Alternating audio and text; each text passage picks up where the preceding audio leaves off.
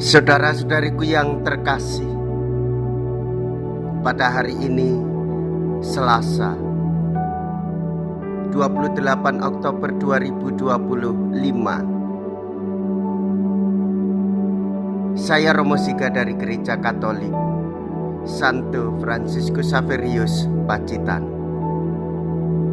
Dalam nama Bapa dan Putra dan Roh Kudus. Amin. Kita bersama Bunda Gereja merayakan pesta Santo Simon dan Yudas Rasul. Kerajaan Allah tumbuh dengan diam-diam seperti biji yang sedang tumbuh tanpa dapat kita lihat. Pertumbuhan demikian itu tampak pada Simon dan Yudas. Ketika bergabung dengan kelompok Yesus, mungkin alasan mereka bukan religius murni. Simon bahkan termasuk anggota gerakan bawah tanah yang mau menyingkirkan kekuasaan Roma.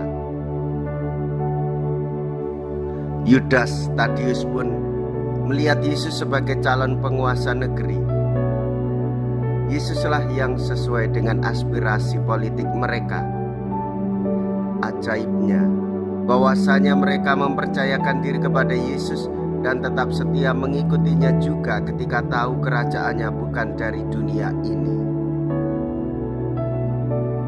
Yesus memilih dari antara murid-muridnya 12 orang yang disebutnya rasul. Mea culpa, mea culpa, mea maxima culpa. Saya berdosa, saya berdosa, saya sungguh berdosa. Semoga Allah yang Maha Kuasa mengasihani kita, mengampuni dosa kita, dan menghantar kita ke hidup yang kekal. Amin. Marilah kita berdoa. Allah Bapa, cahaya kebenaran sejati, karena pewartaan para rasul kami mengenal kemuliaan nama-Mu.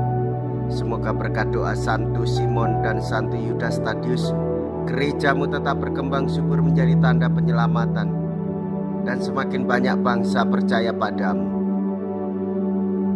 Dengan pengantaraan Yesus Kristus Putra-Mu Tuhan kami, yang hidup dan berkuasa bersama dengan Engkau dalam persatuan Roh Kudus, Allah sepanjang segala masa. Amin.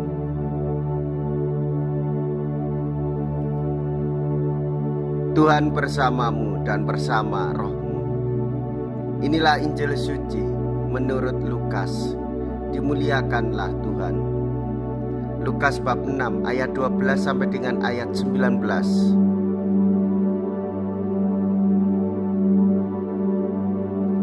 Sekali peristiwa, Yesus mendaki sebuah bukit untuk berdoa. Semalam-malaman ia berdoa kepada Allah. Keesokan harinya ketika hari siang, ia memanggil murid-muridnya lalu memilih dari antara mereka 12 orang yang disebutnya rasul. Mereka itu ialah Simon yang juga diberinya nama Petrus, Andreas saudara Simon, Yohanes dan Yakobus, Filipus dan Bartolomius, Matius dan Thomas, Yakobus anak Alfius, dan Simon yang disebut orang Selot, Yudas anak Yakobus, dan Yudas Iskariot yang kemudian menjadi pengkhianat. Lalu Yesus turun bersama mereka dan berhenti pada suatu tempat yang datar. Di situ berkumpul sejumlah besar dari murid-muridnya dan banyak orang lain yang datang dari seluruh Yudea dan dari Yerusalem, dari daerah pantai Tirus dan Sidon. Mereka datang untuk mendengarkan Dia dan untuk disembuhkan dari penyakit mereka. Juga mereka yang dirasuki oleh roh-roh jahat beroleh kesembuhan. Dan orang banyak itu berusaha menjamah Dia, karena daripadanya keluar suatu kuasa, dan semua orang itu disembuhkannya. Demikianlah sabda Tuhan. Terpujilah Kristus. Saudara-saudariku yang terkasih, sebagaimana Tuhan Yesus memanggil para murid-Nya untuk menjadi rasul, kita pun dipanggil oleh Tuhan Yesus untuk mewartakan kabar baik. Yesus memilih kita, Yesus mengutus kita untuk membawa kabar sukacita, Yesus memberi kekuatan kepada kita semua untuk menjadi setia dan membawa orang lain kepada Tuhan dengan warta sukacita kerajaan damai, supaya orang merasakan bahwa hidup di dalam damai, kita didamaikan dengan Allah dan kita didamaikan dengan sesama.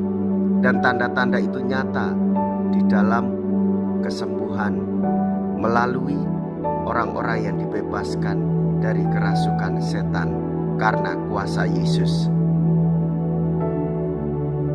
Marilah kita berdoa. Allah Bapa Maha Pengasih dan Penyayang, kasih karunia-Mu telah kami terima. Maka terdorong oleh Roh Kudus kami mohon semoga perayaan suci yang kami langsungkan ini untuk menghormati Rasul-Mu Santo Simon dan Santo Yudas selalu menguatkan kami dalam cinta kasih-Mu dengan pengantaraan Kristus Tuhan kami. Amin. Tuhan beserta kita sekarang dan selama-lamanya. Semoga Allah yang Maha Kuasa memberkati saudara sekalian, Bapa dan Putra dan Roh Kudus. Amin. Saudara-saudariku yang terkasih, pergilah. Ibadah sabda sudah selesai. Syukur kepada Allah.